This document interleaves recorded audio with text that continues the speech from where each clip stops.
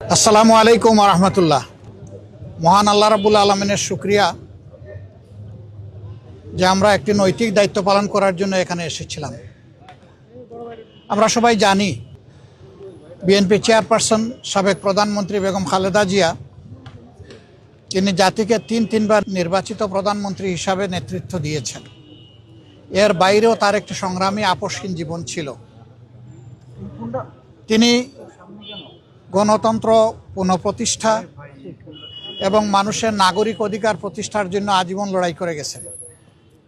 সেই লড়াই করতে করতে তার শেষ জীবনটা অত্যন্ত বেদনাদায়কভাবে জেলেও একাকিত্বে কেটেছে।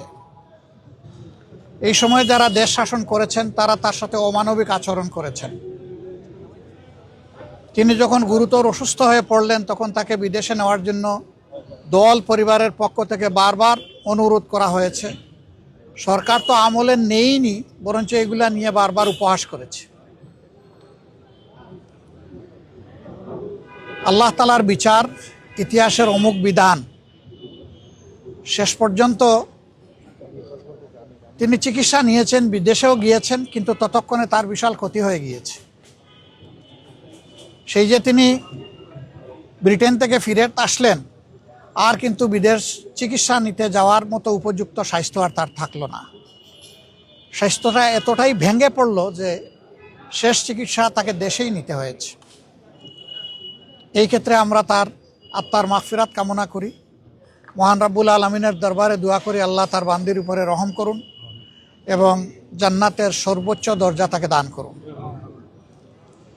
আমরা সহানুভূতি জানাই, সহমর্মিতা জানাই তার সন্তান বিএনপির ভারপ্রাপ্ত চেয়ারম্যান জনাব তারেক রহমান সহ তাদের পরিবারের সদস্যবৃন্দ, সংগঠনের নেতাকর্মী এবং তার চিকিৎসা কাজে যারা নিয়োজিত ছিলেন সেই সমস্ত চিকিৎসক সমাজের প্রতিও আমরা ধন্যবাদ জানাচ্ছি, কৃতজ্ঞতা জানাচ্ছি যে তারা বেগম খালেদা জিয়া দেশনেত্রীকে অত্যন্ত আন্তরিকতার সাথে তাদের সর্বোচ্চ যোগ্যতা অনুযায়ী তারা চিকিৎসা সেবা দিয়েছে।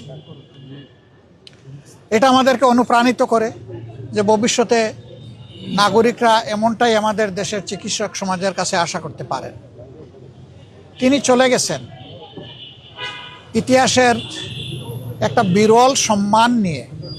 তার শেষ বিদায় সম্বর্ধনা অনুষ্ঠিত হয়েছে গতকাল এবং মানুষ আবেগ দিয়ে, চোখের পানি দিয়েই তাকে বিদায় দিয়েছে। এইটা তার পাওনা ছিল। উনি জাতির জন্য যে অবদান রেখেছেন তিনি তার পাওনাটাই আল্লাহর পক্ষ থেকে পেয়েছেন। তার এই পাওনা দেখে আমরাও অনুপ্রাণিত হই। আমরাও যদি জাতির জন্য সেরকমটা অবদান রাখতে পারি, হয়তোবা এদেশের মানুষ আমাদেরকে এইরকমই একদিন বিদায় দেবে। এটা সবার কপালে জুটে না। এই সম্মানটা পাওয়া, মানুষের চোখের পানি দিয়ে বিদায় সম্বর্ধনা পাওয়া, এটা বিশাল ব্যাপার। আমরা এই জন্য আল্লাহ রাব্বুল আলমিনের শুকরিয়া আদায় করি যে তিনি তার বান্দির প্রতি রহমশীল হয়েছেন। দেশ এখন একটা গুরুত্বপূর্ণ বাঁকে আছে। আগামী নির্বাচন অনুষ্ঠিত হবে একই দিনে, জাতীয় সংসদ নির্বাচন এবং গণভোট।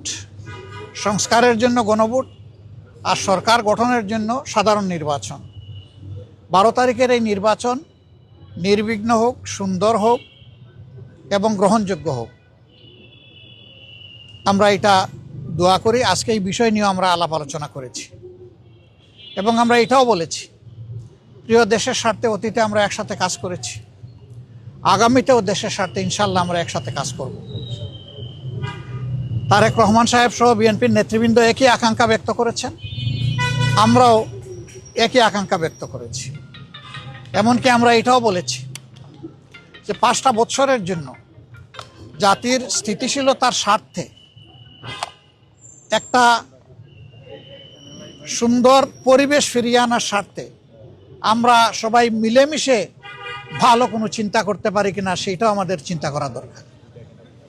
এবং আমরা এটাও বলেছি, নির্বাচনের পরপরই, সরকার গঠনের আগেই আমরা ইনশাল্লাহ বসবো, খোলা মনে কথা বলবো, জাতির জন্য আমরা চিন্তা করব, জাতির জন্য আমরা সিদ্ধান্ত নিব।